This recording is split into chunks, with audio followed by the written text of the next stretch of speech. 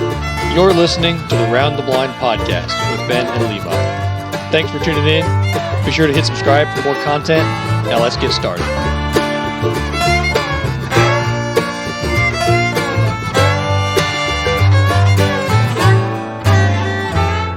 Hold on, everybody. Welcome to Round the Blind.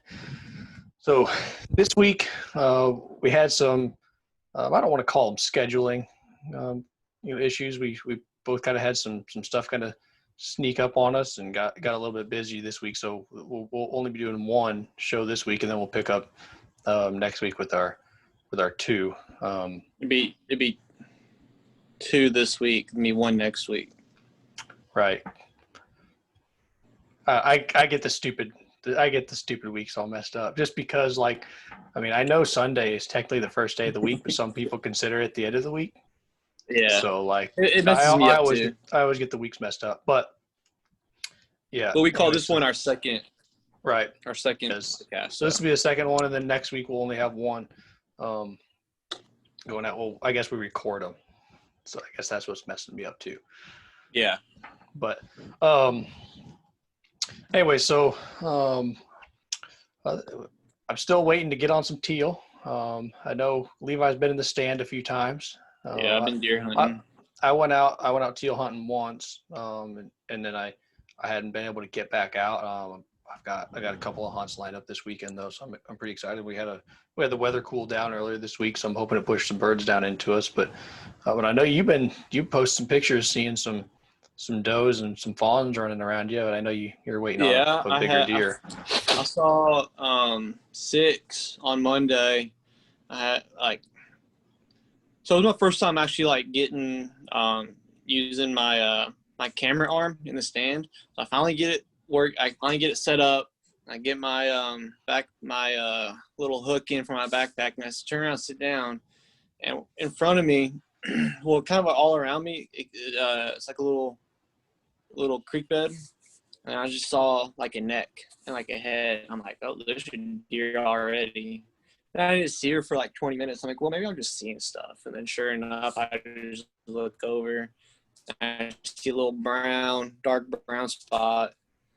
And you saw the pictures, just everything's green still. I'm like, oh, yeah, there's a deer. And then the baby was there, and then it was about 6:40. It was getting pretty dark, and I pulled my phone to look at the time, and then I busted another doe to my left. I didn't really bust her, but I spooked her, I guess. Yeah. She came up in the corn, my little food plot there, for a minute, and then a blue heron busted. She busted out a blue heron, dude. I've never seen that in my entire life. Because there's ponds on both ends of me, right? I'm smack in the middle of 2 ponds, and a blue heron, I go, ah, yeah, what? And then he starts flying, and then she just she set, and then I'm like, okay, well, it just scared her. Nah, she blew. She ran off, and then this time it was 7:30. It was dark. It was almost shooting. I ended up shooting light, and I just see 2 figures moving towards me. There's 2 or 3 figures moving towards me. There were deer. Okay, there's more deer, and the big 9-point I'm getting on camera. He's coming in at 7:45, 7:48. I'm like, this must be him. So I started getting ready, even though I can't see anything. I can still see. I'm being being facetious, but I'm just thinking to myself, if it's the deer I'm thinking about, I should be able to see. I should be able to at least tell it's him. You know what I mean? And they get straight downwind from me, and they busted me. And I'm like, oh, okay, well, there's that. Yeah. So, and on base is kind of dumb. You can only hunt certain days, certain hours. You can only hunt Monday, Wednesday, Friday, Saturday, and Sunday. So it's not you can just go in and hunt whenever. So I'm gonna go back out there Friday and Saturday, and probably I'm just hunting all weekend. Yeah, man. At least he's coming through. I know you said you've had him on camera several times, and but it's just man, it's been so hot. I didn't want to get out there, and I don't want to be out there too much, and start throwing my scent everywhere, and so I'm not trying to overpressure it. So I mean, every time I step out in the morning, I'm just like, man, I should be in the deer stand. Like, it just feels like perfect, like deer hunting weather. You know what I mean? I think of like the 40s. I think of deer, and then when it gets like the 20s and 30s, I think of perfect duck hunting weather. Right. So this is like you ain't getting much of that down there, though. No, not really, man. Maybe a couple days out of the, but who knows, man? We weren't seeing these temps at this time of the year last year, so who knows? Yeah, that's what I was thinking too, man. We've had stays on this trend. We're gonna have a good season. I think so too. I was looking at it the other day. It was, I think in the morning it was, like 50, and then it got up to about, 63, in the afternoon. Perfect. For the first couple of days of the week. And I was like, that's pretty good weather for the, middle to the end of September. So that's why I'm excited about teal hunting this weekend. Is I'm hunting Friday, Saturday, Sunday as well. And, so I'm pretty excited about it just because I haven't had a chance to get out and scout. I'm doing that tomorrow. But I'm pretty excited, considering that the temperatures have cooled down, and it's provided at least an opportunity weather-wise to get some birds down here. I know it was when I went out on opening day, it was pushing 80 degrees, and it just didn't feel like, worth being out there for teal. But you should be hunting turkeys, not ducks. Yeah. But I mean, it is what it is. I mean, I was happy to be out there, but at the same time, like, once you start seeing signs that you're expecting to have some birds, then it gets you pretty excited. But it takes you a little bit longer to go to sleep at night. Yeah, it does. Yeah. Yeah. I was telling my wife the night before opening day of teal season, I was telling my wife, I was like, I said I couldn't sleep, and I was like, I wonder if this is what Joe Biden feels like when he finds out he gets to eat soup every day for lunch. He doesn't know he has soup every day for lunch, man. I don't know what you're talking about. Well, that's what I'm saying. Like, to me, like I haven't teal hunted in forever. So he's excited each time. He's excited because he doesn't know that he just had soup the day before. Yeah, I get it. That's funny. But yeah, I'll be looking for ducks tomorrow. Helping the guy reached out to me on TFO. He's got a gator tag, so I'm gonna go out there with him tomorrow. See if we can't get him a gator. Yeah. So that'd be fun. I've never done that before. I mean, even though it's not my tag, I'm still I'm still excited to go out there and see what it's about. So yeah, man. A guy I was with, or that I hunted with on opening day, he was stationed down there, and he's Navy. He was stationed down there, and he said that he got a gator tag one year. Yeah, did he get one? He ended up getting one. And so I feel like I don't know, man. I just feel like that'd be badass. So how do you do it down there? I mean, like, I know there's a couple different ways to do it. I just don't know like what the style is. So down there. About like the process of getting a tag, or like actually actually hunting them down there. So you have to have 3 lines. Yeah, you have to have 3. It's got to be like 3 points of contact, right? So you got to either have like bow fishing, or like a rod and reel.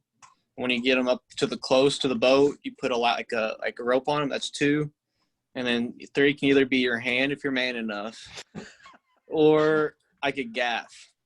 And once you have all 3 points of contact, then you can dispatch the gator. Yeah.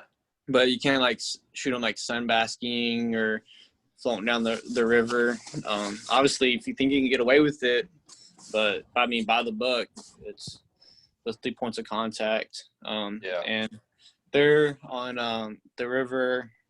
I usually put in at to fish and stuff. I've seen 8-9 footers in there. I honestly think they're bigger, but at the same time, I don't want to like oversell it either. You know what I mean? So I definitely like so what I've read and heard is that if you can match like how big the head is, that's about equivalent, like it's pretty proportionate to the rest of his body. So if you see like a gator with like a 9-10 inch head, it's gonna be like a 9 or 10 foot gator. Yeah, that makes sense. Colby got one. He got like, you see that? He got a big like 11-12 footer, I think. Oh, I didn't see it. Yeah, the thing's a freaking monster, man. It's just like hanging out of the bed of his truck.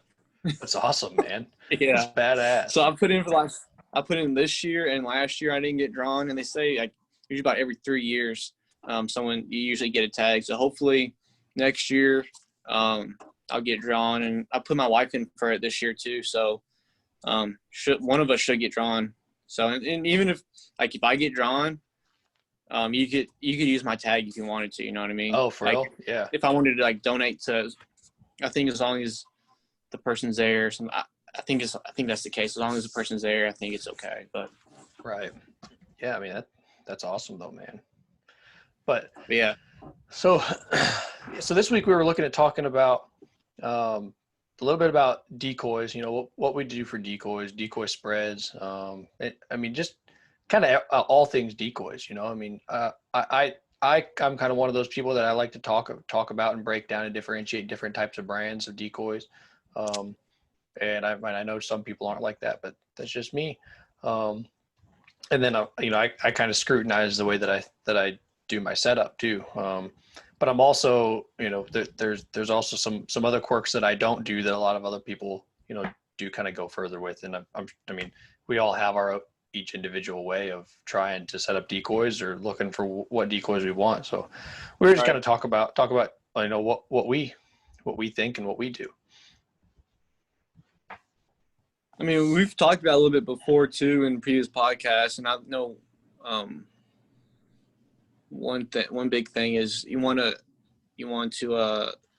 represent what's actually there, right? So if you're actually doing your scouting and your homework right, I mean, if you're seeing mallards and gadwall, throw out mallards and gadwall. Don't be going crazy and throwing out, amosbacks and a bunch of divers and long lawns. Birds, as farther they get south, the smarter they get. So you might be able to get away with that in North Dakota or even New York or Washington. But I mean, when you get to the Texas and the South Carolinas or even the Kentuckys and Illinois and Kansas, and they've been shot at, a couple months by that point. So you really got to represent what's there in the area. So if you know what species are there, just replicate it, do the best you can. Yeah. And if you're on the X, I mean, that's, again, we've said numerous times, our guests have said numerous times, you really got to be on the X. So, you can go out there with no decoys if you know that you're where they want to be. I've done it before. I know you guys are getting tired of it, but me and my dad at the last day of North Dakota, we threw out no decoys and we ended up killing 2 gadwalls. The setup was, we weren't hunting. We had to shoot them passing over the land because we couldn't get to the water, but we knew they wanted to be there. So, but yeah. Yeah, and I think the big thing is to me, if you understand the way the migration works, you can understand the types of decoys that you need. You see these people out there, and they're saying, I need, they have set numbers that they think they need. They think they need, 2 dozen mallards or 3 dozen mallards, and then, a dozen widgeon, a dozen pintail, 2 dozen teal, and they think they have to have all these different sets of decoys. But if you look at it, especially from my, the way that I do it, and I'm not saying my way is the right way, it's just my way. Yeah. But I have about, 6 dozen mallard decoys. And the majority of my decoys all the way through the year are going to be mallard decoys, because any duck will decoy to a mallard, because mallards are the most prominent species, in the country. So any duck can identify a mallard. But at the beginning of the year, you've got, it's to say take teal season right now. You've got, everything's brown. Nothing has any color to it. So I see these people and they got to go drop, a couple of dozen decoys on blue-winged teal decoys, or, a bunch of money on blue-winged teal decoys. And I think, well, why are you doing that? Because nothing has color right now. If you go and you set a spread. Nothing. I've seen plenty of the birds killed with blue on their wings, but they've been. I'm talking full plume blue-winged teal decoys. Gotcha. Yeah. Okay. So, yeah. So, and they're throwing out a full plume blue-winged teal decoys, and they've got spreads full of them. And I understand that a blue-winged teal will identify with that. I mean, I know that, but what I do is I still run my green-winged teal decoys. It adds a little bit of color, but that way I've got a dozen and a half green-winged teal decoys out, and then however many more decoys I want to take. Say I want to run a 3 dozen spread decoys. I run all mallard hens, Right. because they're all brown anyways. And they got the size too. Yeah, so it's like looking at an oversized green-winged teal. There's differences, but when you're talking about teal decoying, what they want to see is motion. They want to see something that looks realistic, and they want to see movement. So when you're looking at the different types of ducks that you're hunting, like teal season, what they want is movement, because teal are very reactionary. They see that movement, and that makes them bite. But when you get into regular season, like even beginning of season, so say opening day of big duck season, I'm still running mostly mallard hens, because you're still looking at ducks that are getting more color.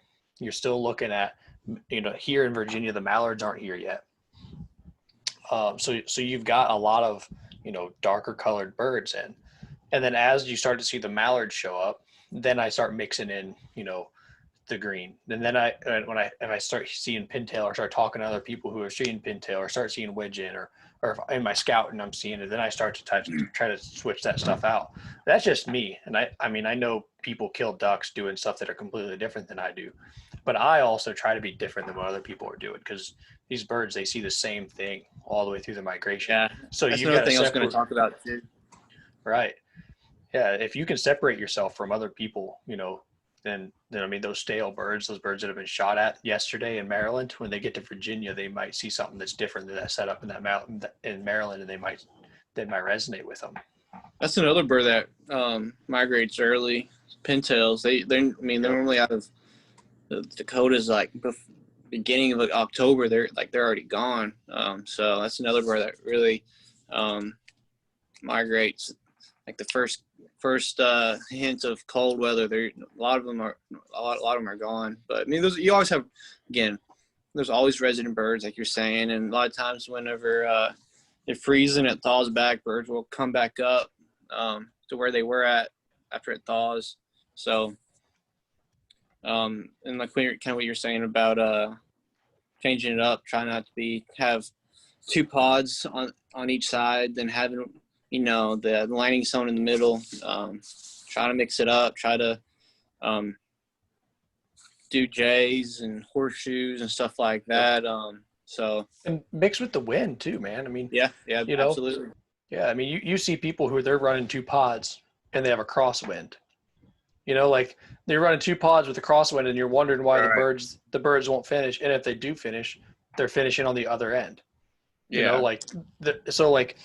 It's just, if you pay attention to what the wind's doing, and you pay attention to how you can block the birds and how you can manipulate them into landing where you want them, and part of that comes with experience, part of it comes with scouting, and part of it just comes with understanding the way that birds fly, the way that birds land, not just ducks, just birds in general. Yeah. How the wind, helps them, with their landing and with their movement. Yeah, I think experience is a big thing, man. It's just because I think once it clicks, like when someone is going out like the first season on their own, and they're having a rough season, then finally they get these birds to decoy. Maybe they get a drawn hunt, and they finally get where a piece of property that's been managed for the whole year, and they finally get birds to decoy.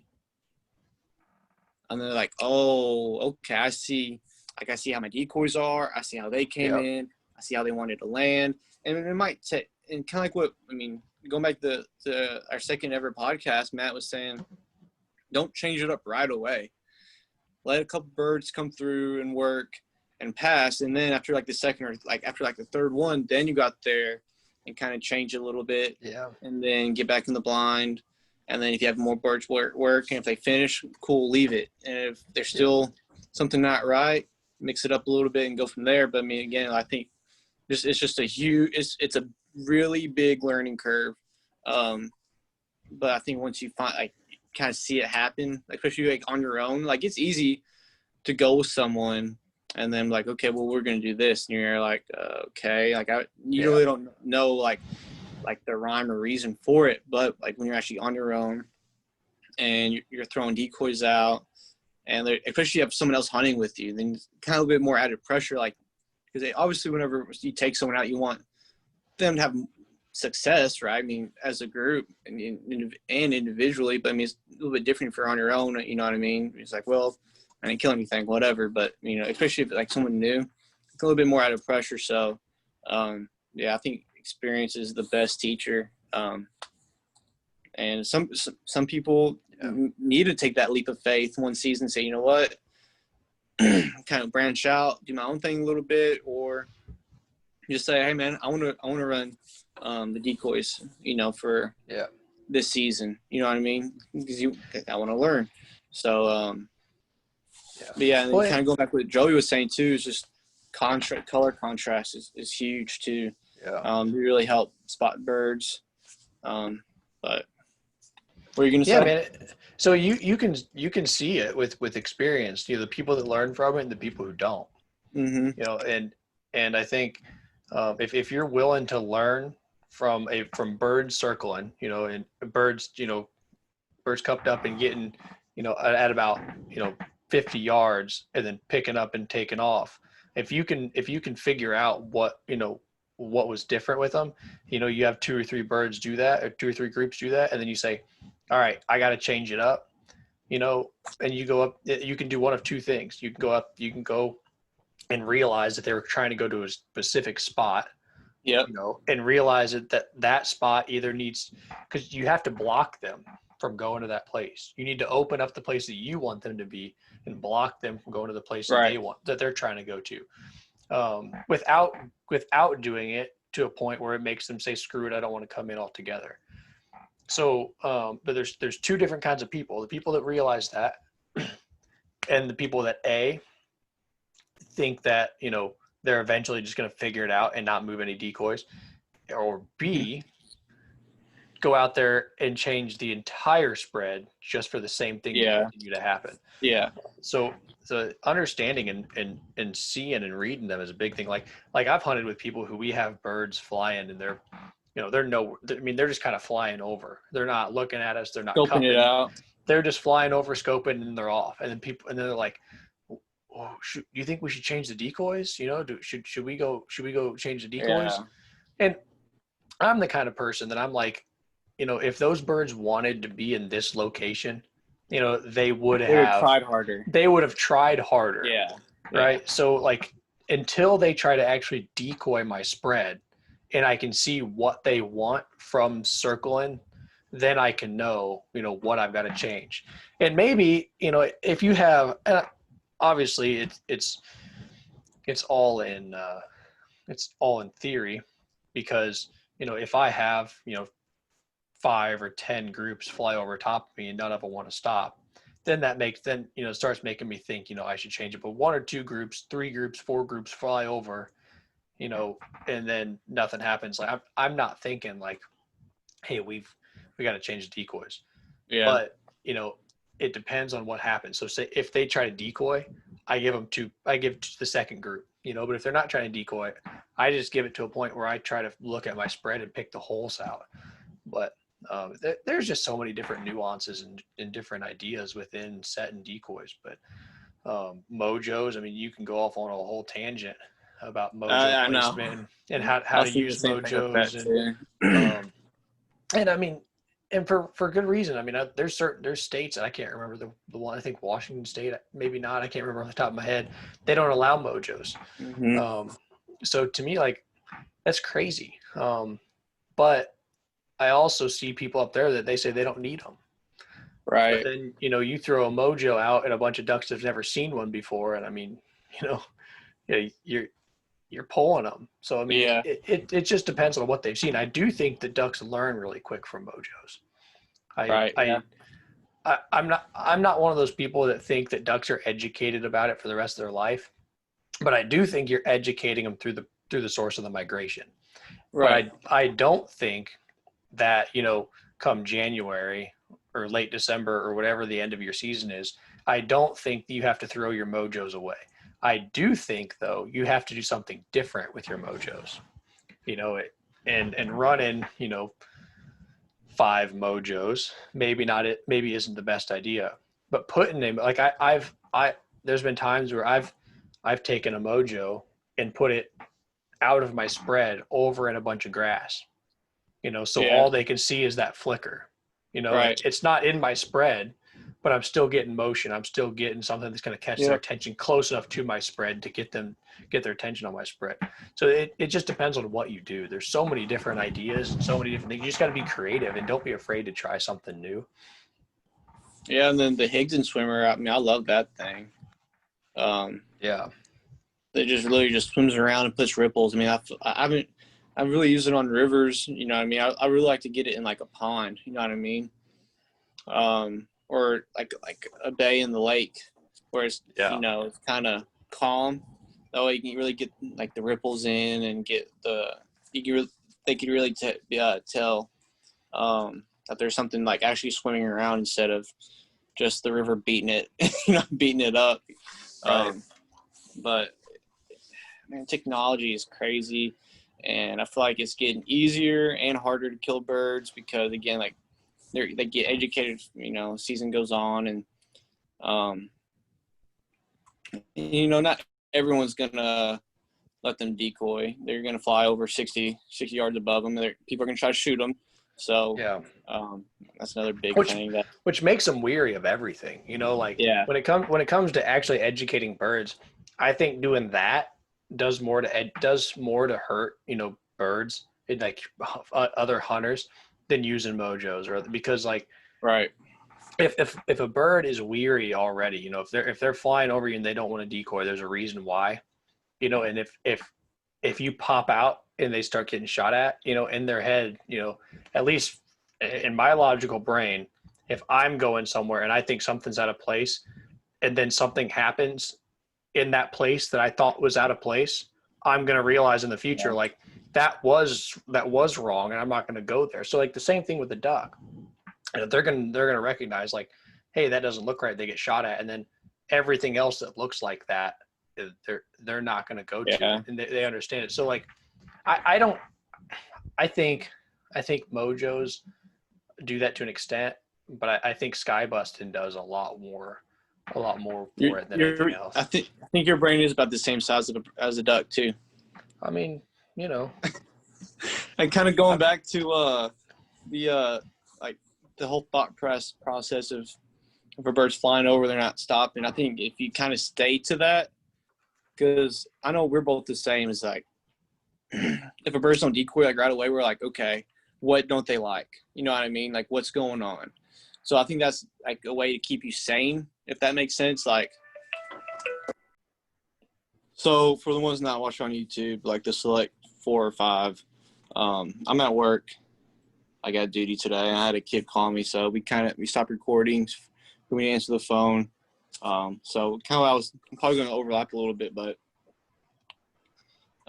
if you kind of like what Ben was talking about, like, well, they didn't try to decoy, so let's give it a couple more groups. If you kind of, because I know me and Ben, like we're always like overthinking the spread of like so many others.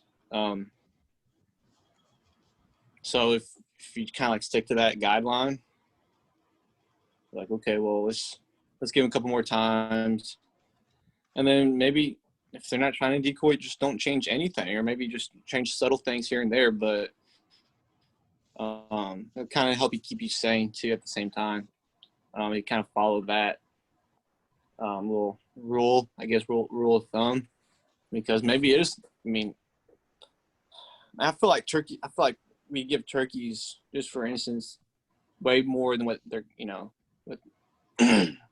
we give them too much credit, because maybe you think that you spooked them, but in all reality, a limb fell and it scared them and they ran off. You know what I mean? So it might not always be you. It might just be they didn't like the way a tree was, laying in the water, or it could be I think we give them too much credit at times. They could just be a dumb diver, dude. Like, Yeah. in all reality, like, they could just, you know what I mean? It could just, grass was blowing a little different than what they were seeing before, you know what I mean? It's just, there's so many different variables, and, you know, I mean, we automatically think it's decoys. In a lot of cases, it might be, but also might just be something that's out of your control. So Yeah, I mean, it could be kind of anything, keep that man. in mind Like, as well. big thing is like if you're thinking about what's wrong with your decoys, and you feel like your decoys are set up in a way that they should be finishing, and they're coming right for the hole and they keep flaring. Think about, what are you doing? Are you hidden?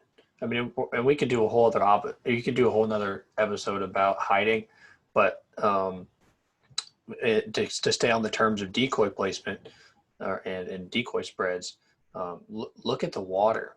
If the water isn't moving, if it looks like a sheet of glass, then that's not natural. Ducks move. They move on the water.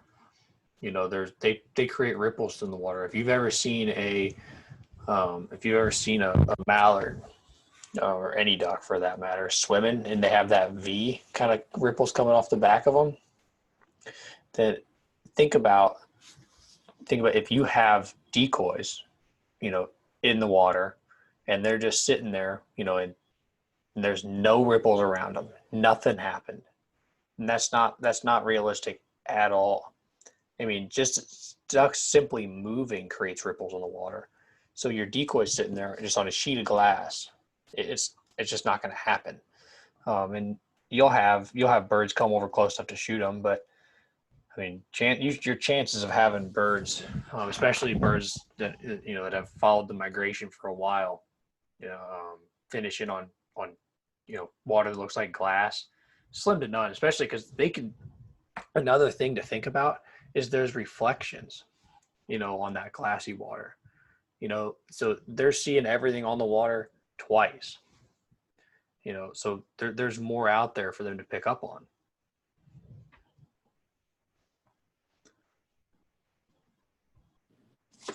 Simple as something easy as a jerk string could be the difference maker. You just killing birds or limiting out to going home skunked. Yeah. So I don't know if you've ever. And you can, honestly, you can make those at home. You know what I mean? Oh yeah. Have you ever used those the Mojo ripplers or any of that stuff? Like the duck butts.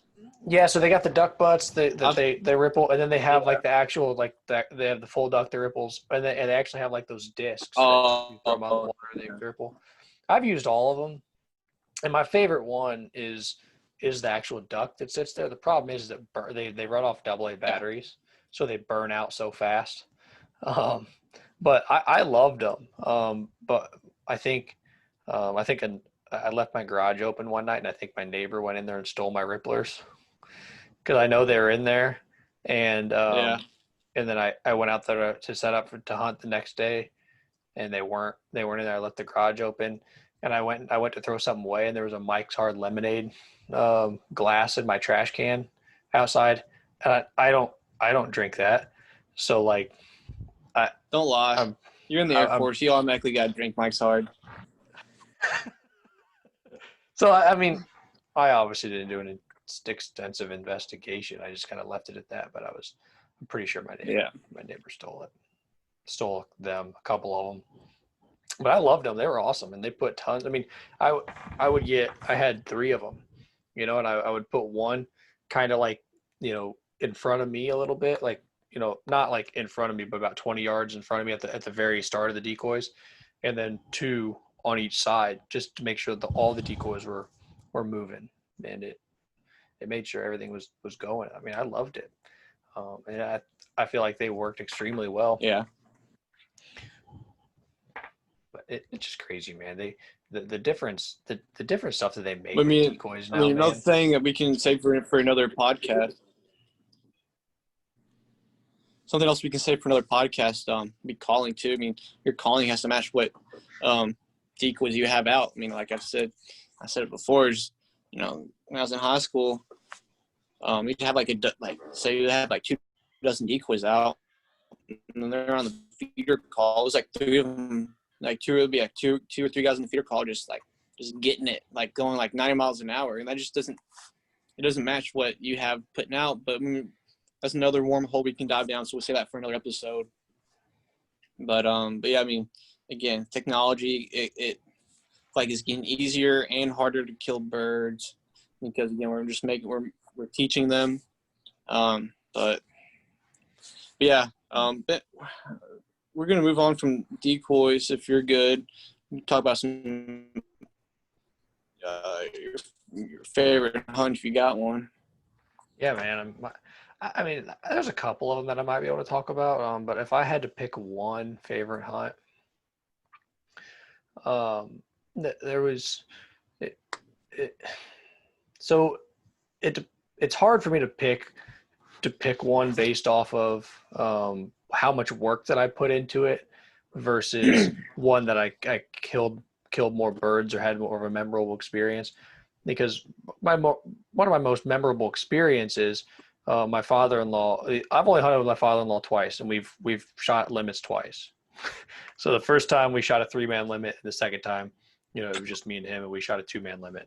But the second time it was pretty memorable because it was a draw in place in Missouri, and we went and it was actually really funny because we were back home. He doesn't live we all used to live in the same hometown. And then so when I left the military, moved away, and then they ended up moving out of that town as well. Well, we all went back for Thanksgiving one year and met in that town, or back home in Quincy. We went to a draw-in spot in Missouri, and we ended up drawing pill number 2. But we knew exactly where to go because the night before the day before my brother-in-law was hunting down there, he ran out of gas once his hunt was over. And so we had to drive down there, and get him some gas. Well, while we were down there, he's like, oh, come look how many ducks they got down here. And he's driving us around and he's showing us, the pockets of where the ducks are sitting. So the night before, so he basically did the scouting for us the night before. And the only reason we knew where to go was because we went down there because he ran out of gas.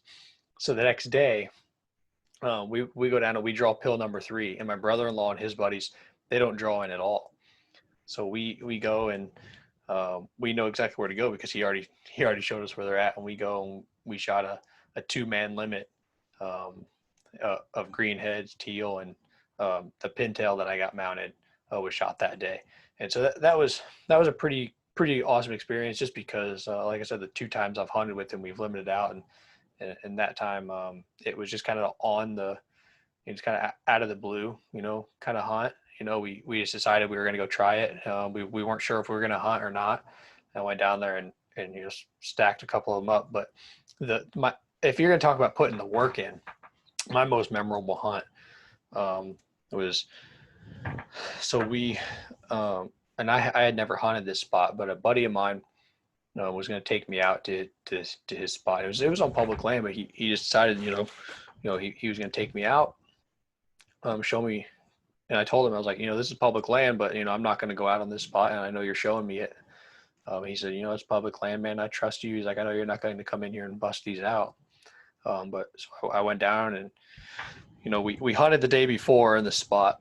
And we hunted on the other side of the marsh, probably about 150 yards. And we shot a couple of ducks, 6 ducks, I think. But we saw where they were going. So we went and we set up there the next day. And, it was public land, so we got out there at like 3:30, 4 o'clock, and we get set up, and we're the only people out in this marsh, and it's kind of a secluded marsh. Not a whole lot of people come down to it, and all of a sudden, right at shooting light, we see lights walking down the bank. And we're like, oh, you got to be kidding me! But we're thinking, this is a big enough area that they're going to go somewhere else. Nope. They keep coming and getting closer, and we shine our lights so they know we're here, and they keep getting closer and closer and closer. And they end up setting up about I don't know. I'd say no further than 120 yards away. And so they're on the other bank kind of facing us. And so we kind of, say, hey, we're here. And they didn't say anything That's back. smart. That's good. Yeah. They didn't say anything back. They just kind of left there. They just kind of sat there. And so we start, as the sun started, it was shooting light. So what we realized that he had a kid with him. So it was a father and a kid. So, we debated whether or not we were going to go over there and say, hey, look, you got to move. But it was clear that they had set up like a little blind, like the night before. There was like a bunch of sticks and logs and stuff that they had built. So we thought, it's probably just a guy who came out here, had a project with his kid. This is the spot. He didn't want to crush the kid. We figured the whole thing. So we thought, he might not be out that long and he might be respectful, just because it's just something he did with his kid. Well, he starts shooting at everything. Stuff over top of our heads. He's shooting at ducks that are 100 yards away. It was frustrating. And so at one point, I think the only thing that I actually yelled, I said to him, I think I yelled, I guess we'll wait till you're out of shells. Because he had shot a ton of times and, he didn't have any, have any shells left. But we ended up, shooting, I think a couple of mallards right off the bat. And then this was all right in front of this guy. Well, he starts ruining our groups as they're circling. And we had a group of teal come in and we dropped probably 4 or 5 teal out of it. And one of them sailed down and landed, probably about 80 yards directly in front of him. And he starts blasting at it. And then he finally, goes out to it, picks it up as if it was his bird. It was clearly just one of our cripples that. Yeah. So he ended up picking up at about 9 o'clock. And whenever he picked up, I think we probably had 8 ducks, 7 or 8 ducks. And then, he left and we ended up still finishing off a 2-man limit. We had a couple of mallards, a couple of teal. We had a couple of gadwall and then a hen goldeneye. And I think when I talk about that being my most memorable hunt, based off the work that we put in it, was because we knew the place was good. We knew it had birds. We had done our homework. We were ready for it. We prepared for it. We got out there early. It was a long trek to get back there. You're busting your ass just to get to the spot, and then not alone to do it at 4 o'clock in the morning and have someone, inadvertently do their best attempt at ruining it, and you still shoot a 2-man limit. I think that was just a testament to how good that spot was. And it was a spot I kind of relied on for a long time there for a while in Missouri. It was definitely just the amount of time, the amount of work, the amount of birds that were there, and that I think made that an extremely memorable hunt. And it was, I think the only thing that would have made it better was, this is with a buddy of mine. A guy that I knew, but it wasn't with somebody that I was like, good friends with, or someone who was family, and not that I didn't enjoy being out there with him, and not that it wasn't an awesome hunt, but I think that's the only thing that would have made it just a little bit more memorable. Yeah. But I think my most memorable / anticipated hunt would obviously be North Dakota, because I'm not going to go too much into it because I don't have talked about it. I think every freaking episode, and listen to the last episode, I was getting pissed off at myself just hearing myself talk about it. So ever since I was in high school, we were talking about going up there and hunting whenever he was still working up there, and kind of life gets in the way, whether I couldn't take leave because we're doing either I was on deployment or we're going through some workup cycle for the ship, or I was in boot camp. It seemed like just life always got in the way. And in 2018, I went up there and around my birthday, so it'll be Labor Day. And we're you know what, we're gonna do it next year. It's like we're doing it. Like, this is it. Like, we're not putting this off any longer. So we set it for October 19. That we were going up there and doing it, and it was all DIY, freelance. And I shot my first pintail, 3-man limit, in an alfalfa field, which is nuts. It was awesome. I wouldn't, again, I don't have that for the rest of my life, in my head, and, on footage, it's not the best footage. It's not like I have Higdon out there or Big Hand is videoing us, but it's footage, and I hear the interactions, and just being up there, just again, we were talking about it with Jason. Just being out there is just awesome. Just the sheer amount of land, and I think the East Coast has a lot of water. I think the Dakotas will give a run for the East Coast for the run of his money too. Just you zoom in, there's just puddle after puddle after puddle. There's so many different just little pockets of water up there. But I think the most rewarding hunt would probably be Virginia with us, because it's not like we couldn't get where we wanted to be, like where the birds are, because of of what we had, like the equipment we had. So it was not where we wanted to hunt, but where we could hunt. And we still, we killed two very plume widgeons. We killed obviously the black duck. We killed mallards. We killed the goose. We killed a goose. Just the amount of birds we were able to kill that year. We only killed, I think we killed like 30 something like that. And we had like the second half of the second split. So the amount, and what birds we did get to commit and come in, we actually finished them off. Like, we didn't let a whole lot of birds leave. Oh, we killed some teal too. So just the amount of birds we were able to kill in a short amount of time with the equipment we were able to work with. I think that really was really awesome. I was able to knock out. I killed my Buffy Drake. I killed a hooded.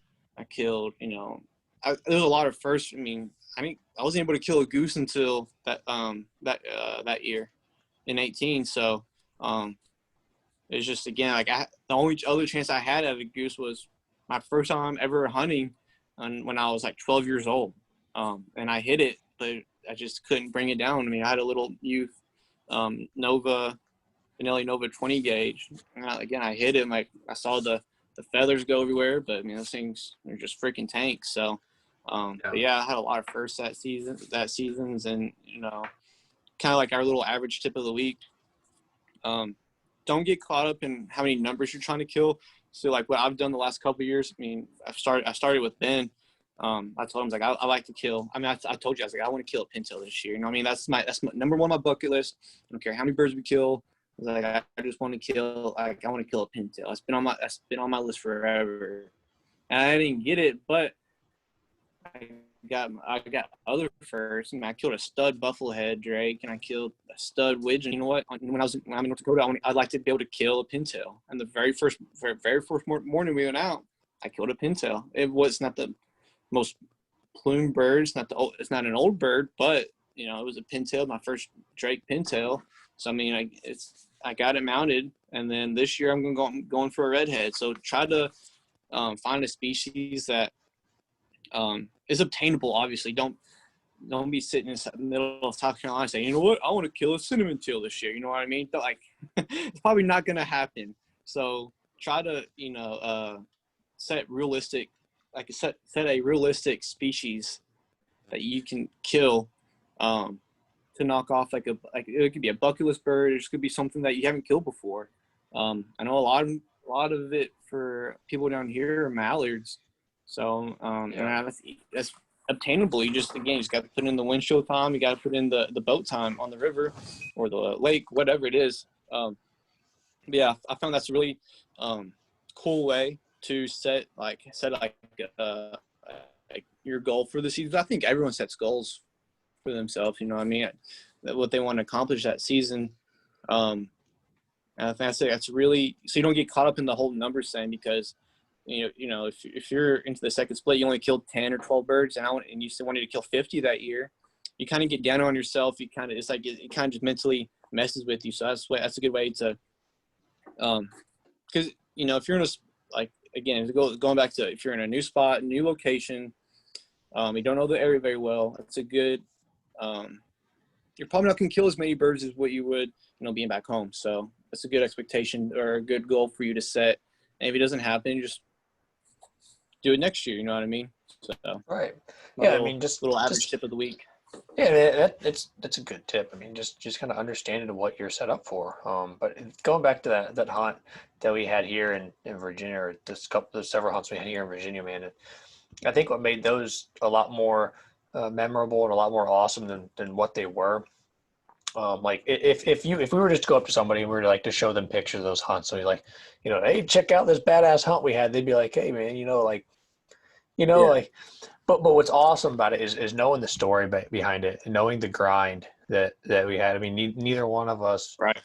We were both in a culture shock, not kind of trying to figure out Virginia and trying to get used to somewhere that isn't as prominent as a waterfowling location, as something that we're used to, and I think not having the ability to get out on the water, because at the time neither one of us had canoes, neither one of us had boats, we just had a canoe, and if anybody listening has hunted on the southeastern portion of Virginia, the places that you can get to in canoes on public waters, especially when you're coming in like that year, I had just gotten to Virginia at the beginning of November. So like, it's not like, we had a whole lot of time, to scout, and a whole lot of time to figure it out before the season started. It's not like that we had a whole lot of time to get to know the area around. And so to put it into context, the amount of grinding for each other. The first time we met, we were hunting. Yeah, that's no joke. And so the amount of grind that went behind those hunts, it's really hard to explain. Because we put so much work into it, trying to be on the same page as somebody that we really didn't know, trying to get, and not that we had any disagreements. I think we both kind of were on the same page, from the start, but trying to get comfortable and trying to get to a point where we both felt like we were going to get the most out of the hunt. And luckily, Levi was somebody who's willing to put in the time. And that's something that I always have trouble finding people who are willing to put in the time. So, you were saying last weekend, you had like 5 guys cancel on you. Yeah, I was supposed to go out Saturday, and I had several people cancel. I think I had 4 or 5. I know I had 2 guys that said that they would go. They were set. They said, yeah, we'll go, like scheduled to go, and then said that they didn't. That they kind of bailed. And then 3 other people that I asked were like, no, man, like, I've got this going on, or no, like I just don't really want to get out. It just is what it is. And like, if I'm not going, there's gonna be like a damn good reason behind. Like it was like a family emergency, or other than that, like I want to be out there. I want to be on the water. I want to be in the woods. So I mean, it's killing me being on duty now on Wednesday, because I know that people, I miss a day I could be in the deer stand, and I'm running low on deer meat, so we really go through that. So I'm definitely wanting to get another deer on the ground this year. I got a new meat grinder too, so I want to try that out. But yeah, I mean, that's definitely like, when you talk about like it's hard. We worked for them ducks. We really did work for them. Every single one of them. Yeah, absolutely. And I think the thing that really like really makes it special for me is that, again, it's like we couldn't just hop in a nice 17 or 16 or even a 14-foot John boat and go motor somewhere. It was like, okay, we can put in at this gravel pit. It's not even a boat ramp. We can put in this gravel pit. We can put the canoe in at this gravel pit, and then we can kind of make our way over to this bay. and that was the day we killed the majority of our birds. And I know we go back and forth a lot about the black duck, but I mean, just us being there at the same time as that bird coming through is just, I mean, it's awesome. It's one of those things that it happens a couple of times in a lifetime. You know what I mean? It's just, and you like, we are in the best place to kill black ducks in the East Coast, but just there's only one of them. It wasn't a group.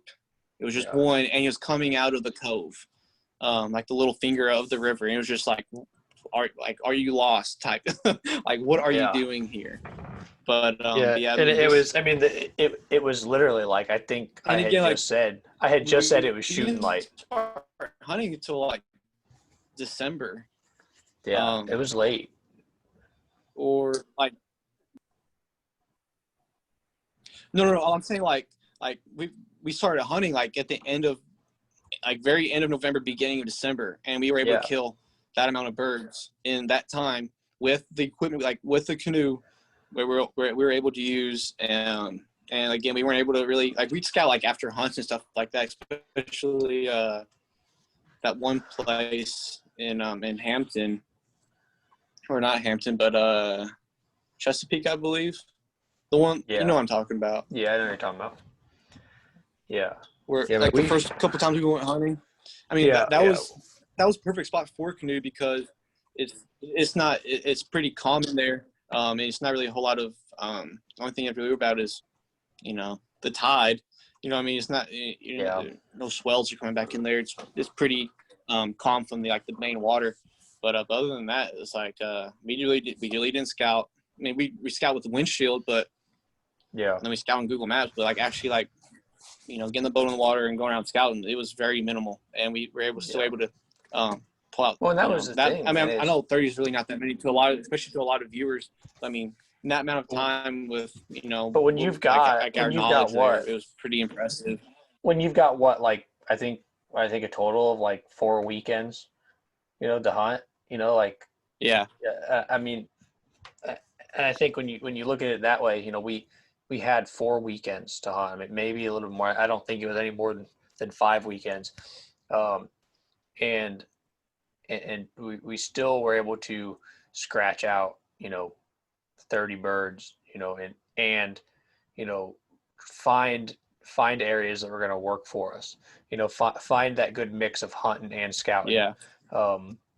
And putting in the time to make our hunts as successful as they could be. And I think that's what it's all about. And that's what really goes into it. And I mean, I know there's people who kill a lot more birds than that, even in Virginia, but considering, like you said, the equipment and the ability and that we had, we really had to adapt, and really had to find ways. And I think it was one of those where we were both just kind of like, man, like on a few of those hunts, and we didn't get skunked once. We killed a bird every time we hunted.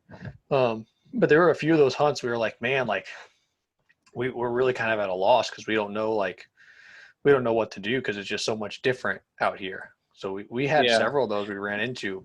And then we finally ended up finding a spot that worked for us. And we had several successful hunts. And I think when talking about that black duck, you know, and I had never seen a black duck, never seen one in flight, never seen one hunting, never seen one out. Like, that was the first time I'd ever seen it. Yeah. Seen one. And it came out. I mean, I'm pretty sure I had just said it's shooting time. You know, I'm almost positive. Like I looked at my phone, I said it's shooting time. And we looked up and this thing's barreling in at about Mach 2.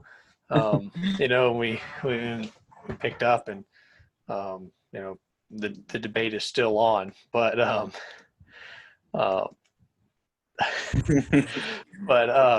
it was just awesome just being able to see. It's something we haven't really talked about. Something else we haven't really talked about. We still think we saw that bird the previous weekend when he killed the widgeon, because you shot the widgeon, then we're kind of getting settled back in where we were sitting, and then a big bird flew by, and we're both like, was that a duck? Yeah. Out of the same direction. I think we kind of. It came from the same direction. It was a little bit later in the day, but it came from the same direction. It was going the same way. We weren't paying attention again. we weren't paying attention. So we were like, and I was sulking because, there was another debate on who killed the bird. We were both aimed at the same bird. We did that a couple times actually, throughout the season. But I was like, that's a widgeon too. I was like, I'd like to kill. I like to kill one of those. It's like, and then I look up and like there's like this duck flying away. I'm like, oh, okay, that's just put salt in the wound. But yeah, I think it was like that. It was the next weekend, I believe, and then killed the black duck, and then the next weekend after that, we killed widgeons. I killed my widgeon. So, but yeah, it was a cool little mixed bag we ended up getting. And I'd rather kill a good mixed bag like that, especially throughout the season, than just I'm killing 200 mallards a year. I mean, obviously nice to have like the meat and whatnot, but I like to have a variety when I'm duck hunting. So. Well, and I think at the same time we killed a couple of widgeon, and I didn't know at the time, but I found out not too long later that apparently widgeon are extremely rare on the East Coast. I had no idea. I found that and I was like, I had only killed maybe 2 or 3 widgeon in the Midwest, and all of them were either one of them was a hen and the other 2 were extremely young. And so yeah, I come out here and we shoot 2 gorgeous widgeons, and I'm thinking like this is and not to mention that first weekend that we killed my widgeon, we had, I mean, I think we've talked about it on here before. We had a couple of hundred widgeons just sitting out on the river. I mean, like, and I started thinking, I was like, I guess widgeon is more abundant out here, but apparently they're extremely rare. We're just that good. That's pretty much why we started the podcast, because we know that we wake up every morning and we piss excellence. So. That's exactly why. No, and I think talking about our Virginia hunts is kind of why we started the podcast. To be honest, is we're just average guys, and we'll tell it like it is. We'll tell it how we experienced it, and we're not going to tell it like we go out there and we shoot a limit every single time we hunt.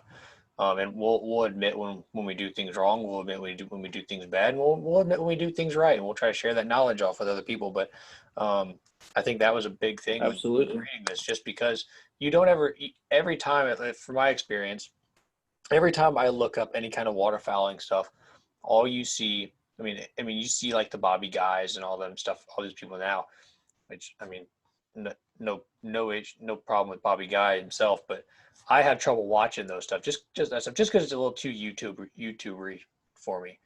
Like it still feels like a little bit like kind of not real.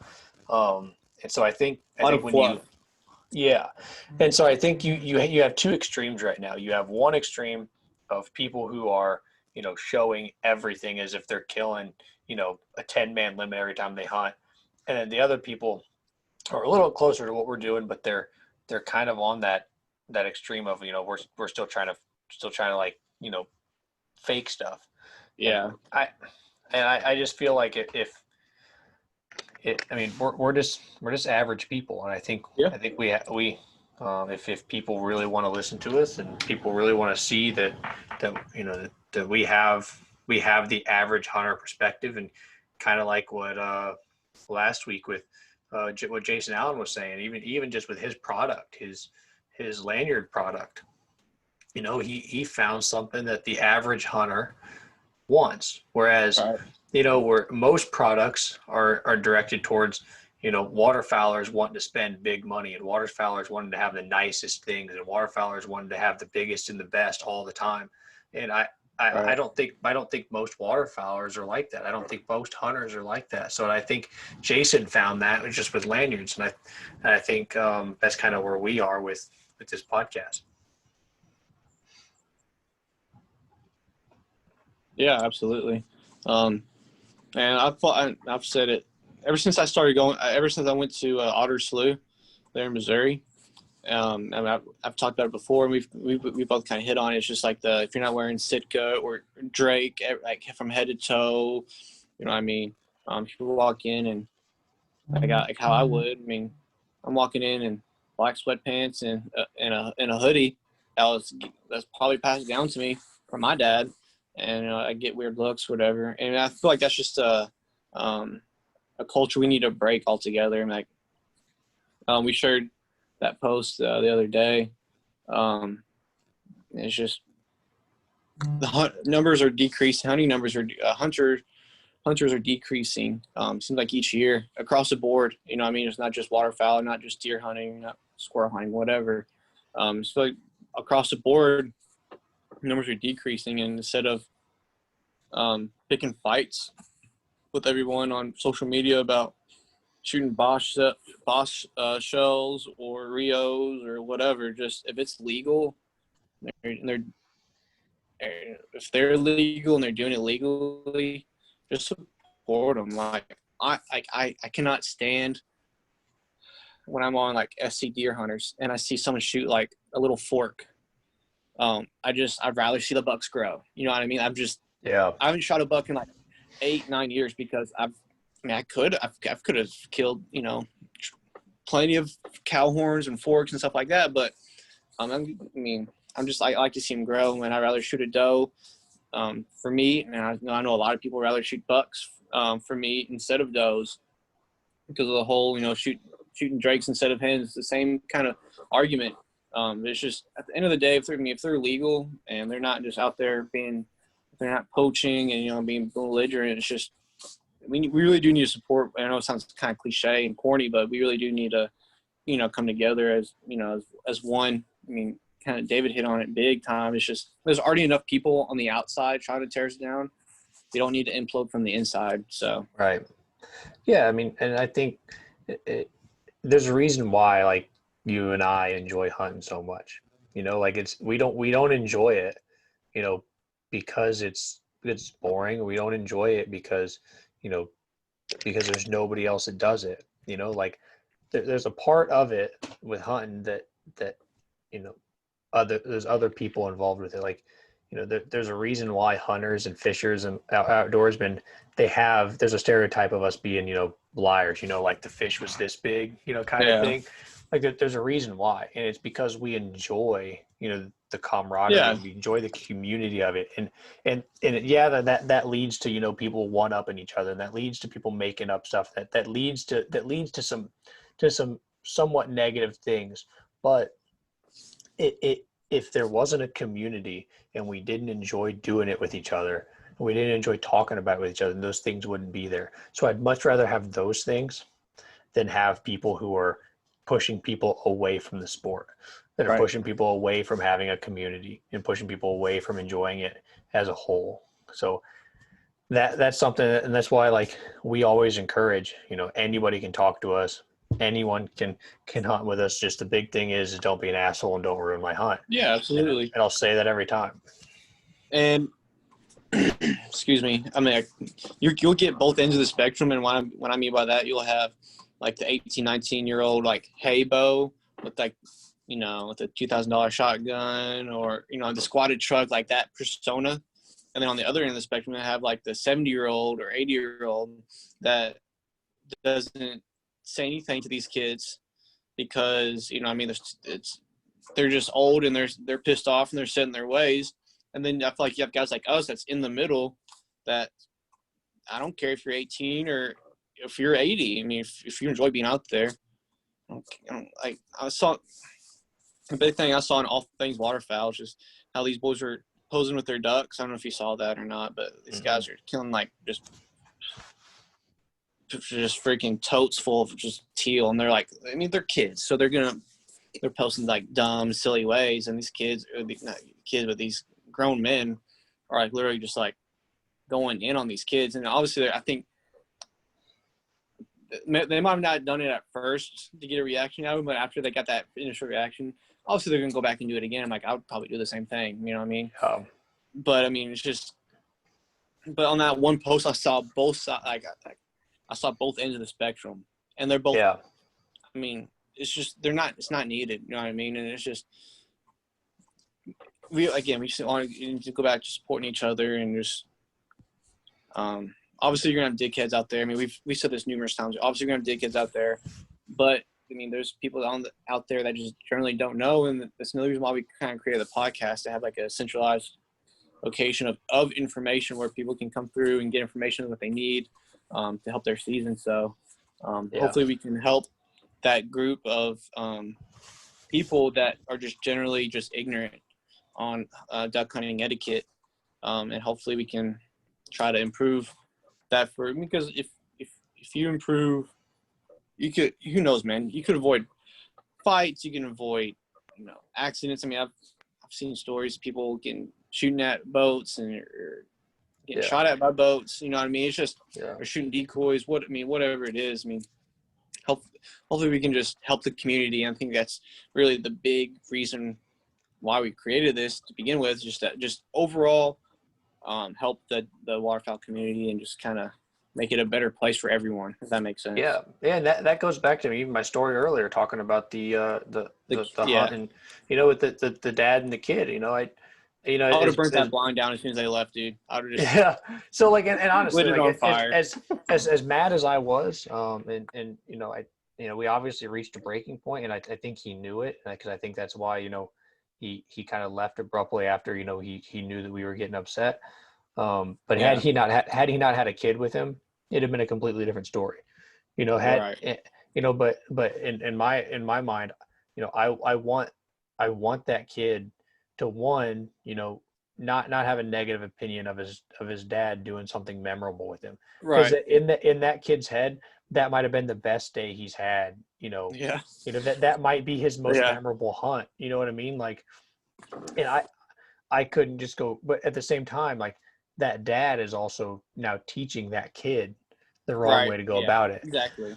So there's, and that it's hard for me to say that that's my place to go fix, because that it's that kid's dad's response. But however, like, and my thought process is the more people that we can have enjoying doing this, the better. And if that kid grows up with an amazing experience of hunting with his dad, and becomes a waterfowler and becomes a hunter and puts back into all this and becomes a community member, then that's, I mean, that's bigger than me going and saying, and ruining his entire day, and maybe pushing him away from duck hunting altogether.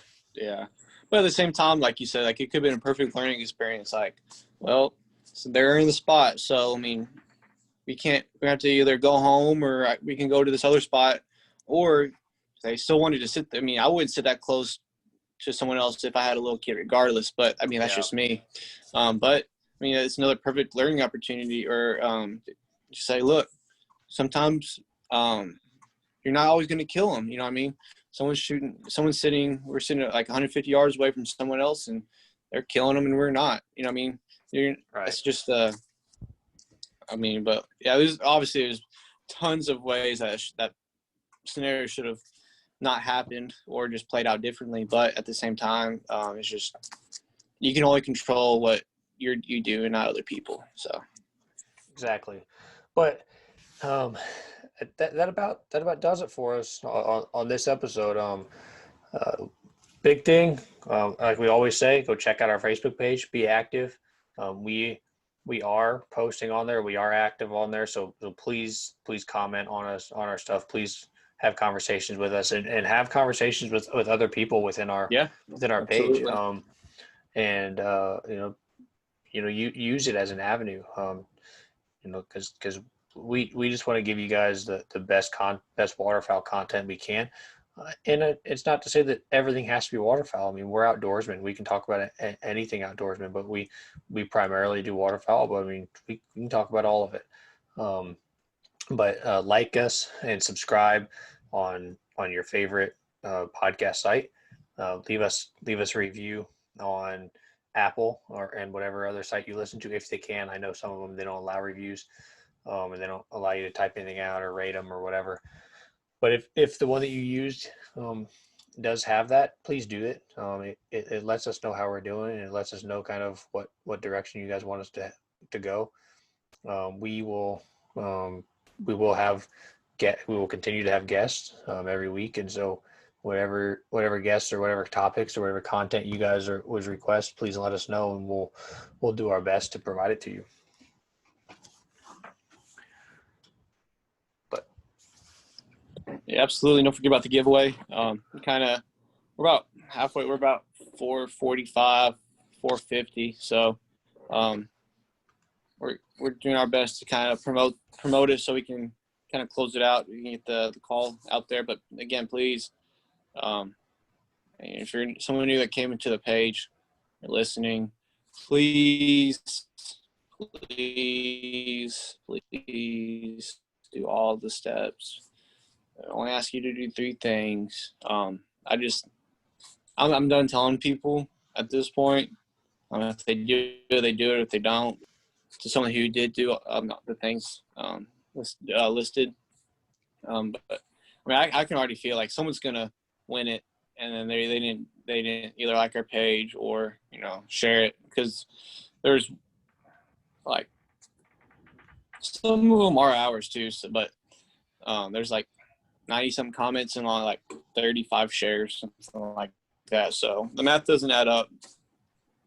And we are going to ask you to send us a screenshot when you posted it, or when you shared it.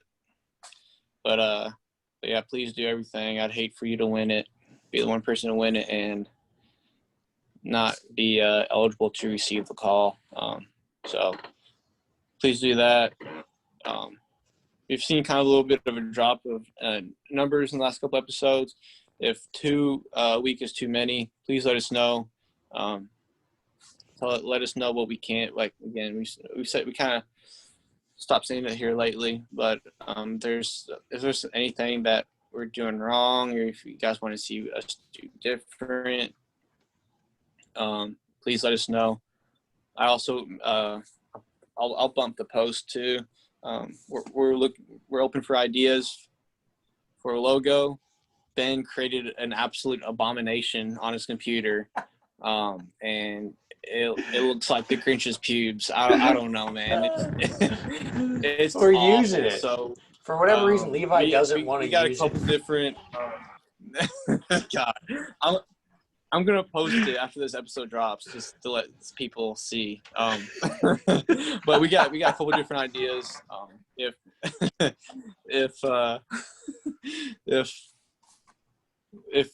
again, going back to the post, if we use your idea, we'll send you a free hat. We'll let you pick out like what kind of hat you want. We'll slap the logo on there. We'll ship it to you, no cost to you. All you gotta do is just come up with a cool idea. That's something that we think would be awesome. So do that. It's an easy way to win a free hat. And if we just run with whatever we think or what we come up with, we're going to use that hat as a giveaway. So we're going to do another giveaway within the next probably month and a half or so. I figured we have kind of things in a month and a half, 2 months. So get you a new hat for duck season. So yeah, I mean that's all I got, guys. Again, please give us feedback. Again, we're doing this for you, for the listener. So this is really y'all's podcast. We're just kind of just running it. So if there's something you want to see done, let us know. You guys, that'll about do it. Thanks for listening.